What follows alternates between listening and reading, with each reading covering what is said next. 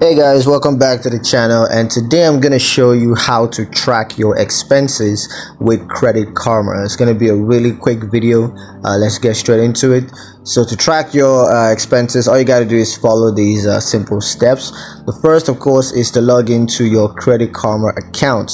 Now you can do that on the mobile app, or you can do that on the website. And once you're logged in, you just want to click on the expense tab. So expenses tab, you want to click that, and then you want to connect your bank accounts and credit cards to track the expenses from those accounts.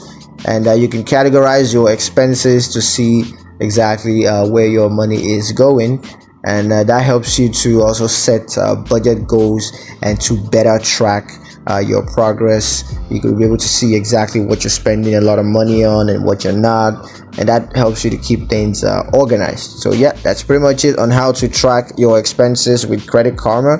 I hope you guys liked the video. Hope you found the information useful enough.